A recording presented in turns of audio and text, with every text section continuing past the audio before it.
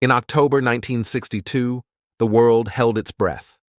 For 13 days, the United States and the Soviet Union stood eye to eye, each armed with enough nuclear weapons to end civilization.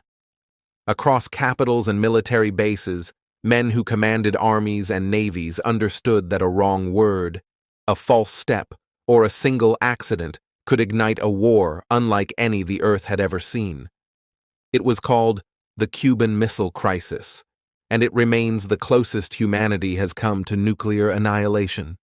The roots of the crisis ran deep.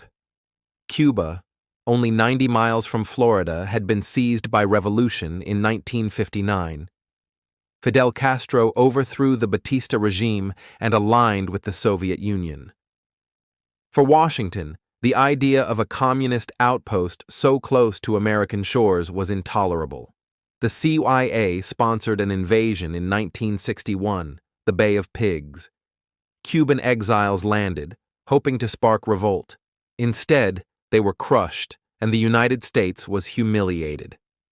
Castro drew closer to Moscow, and Soviet Premier Nikita Khrushchev looked for ways to protect his new ally, while redressing the nuclear imbalance between East and West. The United States had ringed the Soviet Union with bases in Europe and Turkey, where American Jupiter missiles stood ready. The Soviets had no equivalent in the Western Hemisphere. Khrushchev's solution was daring and dangerous: place nuclear missiles in Cuba. By mid-1962, construction crews and freighters were delivering launchers, warheads, and personnel. The weapons could strike Washington, New York, and most of the continental United States within minutes. To Soviet eyes, it was justice. To Americans, it was provocation of the highest order. On October 14th, a U-2 reconnaissance plane photographed missile sites under construction in Cuba. The images reached President John F. Kennedy the next day. Advisors crowded into the cabinet room and the White House Situation Room, debating options. Some urged immediate airstrikes to destroy the sites, perhaps followed by invasion. Others warned that striking Soviet personnel could trigger retaliation in Berlin or elsewhere. Kennedy, calm but firm, sought a response that would be strong without slamming the door on diplomacy. He chose a quarantine, a naval blockade to prevent further shipments of missiles to Cuba. On October 22nd, Kennedy addressed the nation on television. His words froze blood around the globe. Offensive missiles were being installed in Cuba, and the United States would intercept all shipments. He warned that any launch from Cuba would be considered an attack by the Soviet Union, met with full retaliation.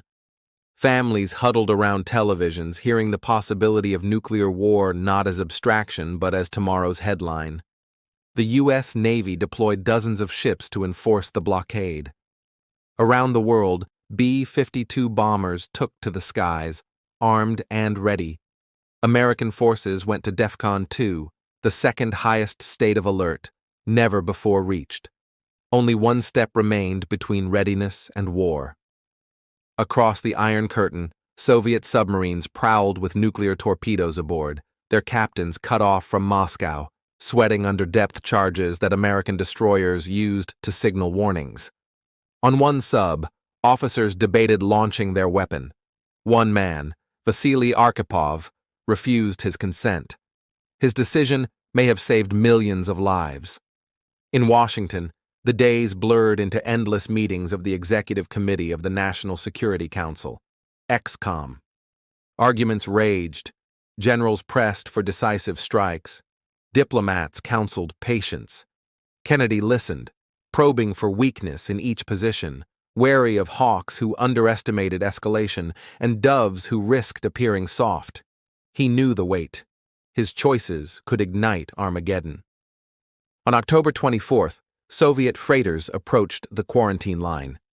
The world waited as radar screens tracked the ships.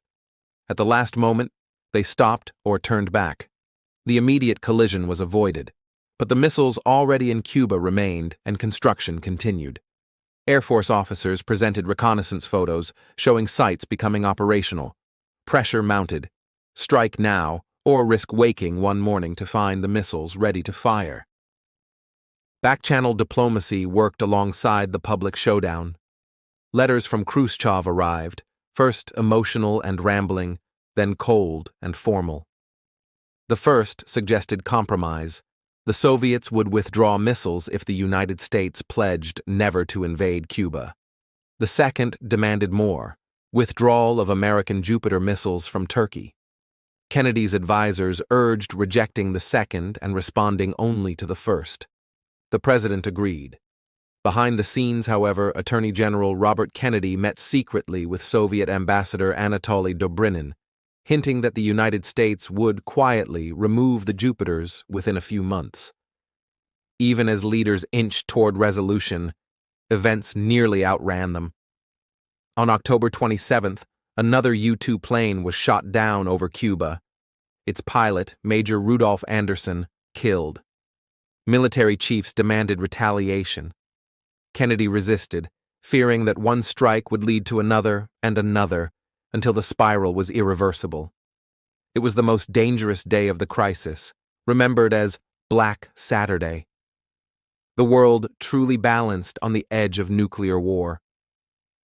Finally, on October 28th, Khrushchev announced that the Soviet Union would remove its missiles from Cuba in exchange for the U.S. pledge not to invade. The secret deal over Turkey remained hidden for years. The crisis was over.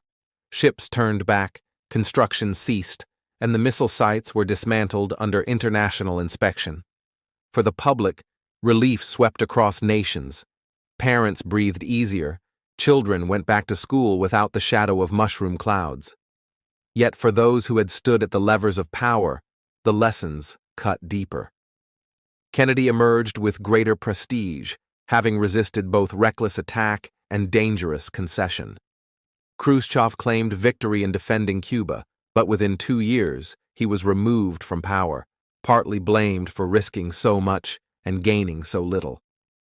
The Cuban Missile Crisis reshaped the Cold War. A direct hotline was established between Washington and Moscow to prevent miscommunication. Both superpowers began to think seriously about arms control. The Limited Test Ban Treaty followed in 1963, the first of many agreements aimed at taming the nuclear arms race. But the most enduring legacy was psychological. For 13 days in October 1962, humanity glimpsed the abyss. People imagined cities turned to ash in an hour, skies filled with fire, civilizations gone in an afternoon. That fear never entirely left. It lingers in every discussion of nuclear weapons, in every calculation of risk, in every uneasy peace between nations armed with the power to end all things. The crisis taught one clear lesson: survival depends not just on strength, but on restraint, on judgment in the face of fear, on leaders who know that sometimes the bravest act is to wait, to listen, and to stop short of the edge. Thank you for listening to Last Post History. Subscribe for more true stories from the world at war.